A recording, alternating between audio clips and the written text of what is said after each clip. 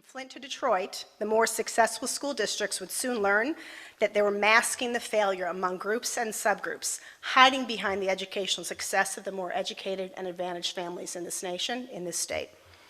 Engler and the incredibly dynamic team he assembled knew this, however.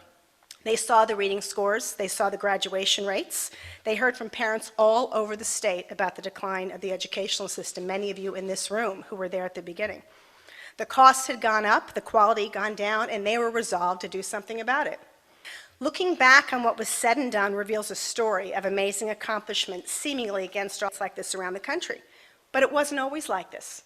It took years to get to this level of media attention. And because it was once almost exclusively negative, most politicians were loath to challenge the status quo.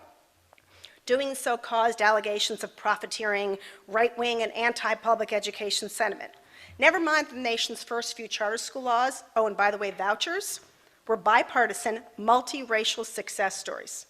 But the papers and the pundits used to get their perceptions almost solely from the education unions and the education establishment. I moved to talking about more broader reforms, including charter schools, just to say that today, 12 years after the real effort for opportunities for poor children in particular started in DC, which was just 6 years after vouchers got to Milwaukee, which still remain even though they're fought every year, and just a couple of years after vouchers got to Ohio, and a few other school choice programs since then have dotted the landscape. We are still fighting for a measly 1,800 children in the nation's capital to get the money that we all pay in taxes so they can actually go to a good school as opposed to a failed, crappy school down the street. And I just think that's outrageous. And I know you do too, but I actually don't think it's their fault.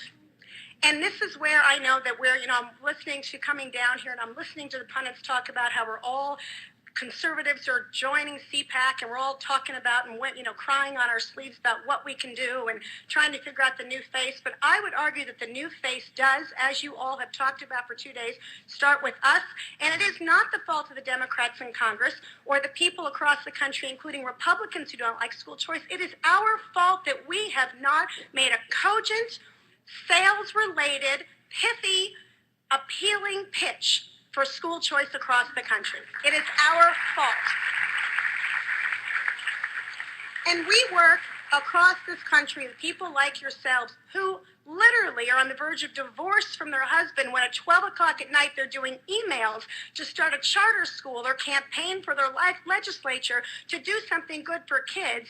We have the best, most focused grassroots in the country that have given us the nation's 41 charter laws and have given us those 4+ school choice efforts. And it's the only reason why we have 1.5 million kids in charter schools today, great public schools of choice, which a lot of conservatives don't think are the answer because it's not full choice. And I am here to tell you anything we can do to restore control to parents, provide excellence, and make sure money follows kids is our issue.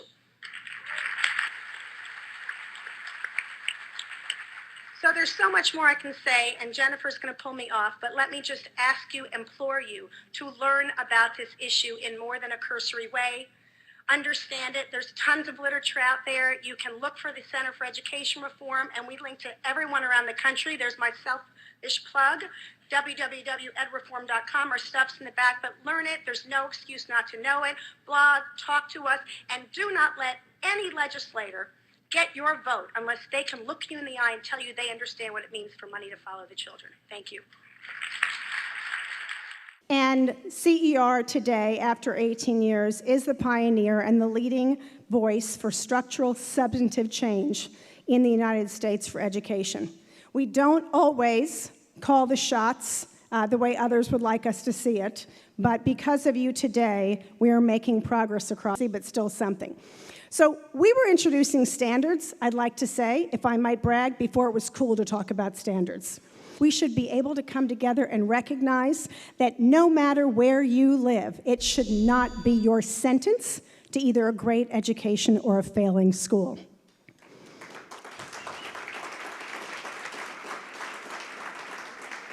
At that same dinner, we were proud to have A union that is protecting schools that are failing at the expense of kids and parents. You're going to have a fight. Is just the beginning of fights and challenges that more and more governors, legislators, and quite frankly, superintendents are going to wage. And it's clear. Because, as he said, there's a lot more than money to actually get us to where we need to be. What we need to do, frankly, is challenge states to do bigger and better things. And this is the Innovation Fund. And this basically says to states, if you are not doing something to make sure great teachers are rewarded and we're getting rid of people who no longer belong in the classroom, if you're not adopting high standards, not necessarily national standards, if you don't have great charter laws where you're actually offering and encouraging these schools to thrive and good data so parents can make fundamental choices, then you don't qualify. And those are the key pillars of what we call great education reform. And it has to start in Washington, but it has to be actualized in the states with their own effort and their own money. credit, increasingly, still by no means the majority, have slowly but surely gotten religion when it comes to school choice. Most people know you as, I think everybody has to admit that. Reformers and non-reformers alike can say, oh, we can work with the unions. Shouldn't we try? They're not going away anytime soon. Really? We can't make them go away? You know, Let me start with something I'd love to say. Hopefully if she's not watching, she's on there. I really wish Diane were here because... I promise to convey it to her. Okay. Because I think there's one area that she's absolutely right on, that she has been maligned for, and that is she's absolutely right that there's an awful lot of people walking around talking about stuff that they don't know. Now, we totally disagree fundamentally on the conclusion of what works as a result, but she's absolutely right. And when it comes to charter schools, I'd say that the biggest area, there's an awful lot of people walking around thinking they know something they don't. This is not you yet, by the way. I haven't gotten to you. Is when it comes to data. And I'll give you just 3 quick examples because I know you just want me to give a little snippet and you want to lead a discussion. I will not pontificate.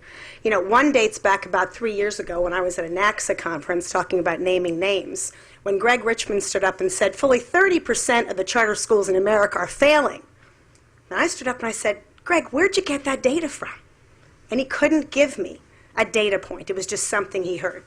Flash forward, I'm having lunch. Group for social change in public K-12 education. CER has been around 18 years, and we've been sort of challenging the status quo along those ways. Well, the future of education lies with technology and innovation and really disrupting what we have now in K-12, but also in higher education. Most of the reason we don't have what we need today is because we've been doing the same thing over and over again, as if we still have the same public education system that we had 100 years ago. The reality is we know more today about how children learn, what it compels people, what we need to know. We have a flat world, as Thomas Friedman once said. It's a global world. And what needs to happen is we have to give our kids access, our teachers access to all the things that lie outside of the traditional brick and mortar of the class. Washington, D.C. system had the opportunity to do it, and they opposed a $130,000 opportunity for the best teachers to remain in the system, to be able to evaluate the worst and get them out of there. 85%. I'm not following. $130,000 they could have made. They could have made that. And George Parker and the Washington Teachers Union, pushed by the president of the American Federation of Teachers, opposed the opportunity for teachers to make $130,000 a year. Why? Because seniority and tenure, frankly, are more important to them than children. And George, you have 3,000 children who have gone through the scholarship program. Excuse me, George.